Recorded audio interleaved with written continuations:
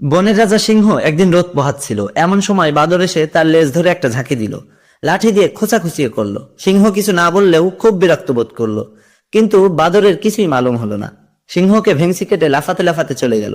শেয়াল পাশ থেকে সিংহকে উদ্দেশ্য করে বলল, আপনার সাথে এত বড় বিয়াদবি করছে আর আপনি কিছুই বলছেন না। সিংহ মৃদু হেসে বলল, বলার সময় এখনো ফুরিয়ে যায়নি, একটু অপেক্ষা করো, সবকিছু দেখতে পাবে। কয়েকদিন পর হঠাৎ করেই বাদর সিংহের সামনে পড়ল এবং সিংহ তাকে এক থাপ্পড়েই সেখানে শেষ করে দিল। শেয়াল অবাক হয়ে সিংহকে জিজ্ঞেস করলো, সেদিন বাদর এত অন্যায় করলো, আপনি তাকে কিছুই বললেন না, অথচ আজকে এমনি এমনি মেরে ফেললেন। সিংহ বলল, দিস ইজ পলিটিক্স।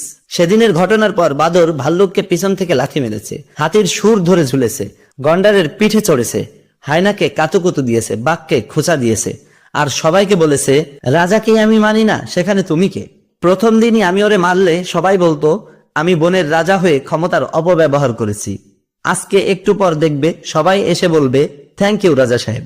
বুঝলে তো, মাঝে মাঝে লাই দিয়ে মাথায় তুলতে হয়, যাতে শক্ত করে আছাড় দিলেও কেউ কিছু মনে না করে এবং আপদ শেষ হয়ে যায় একেবারে।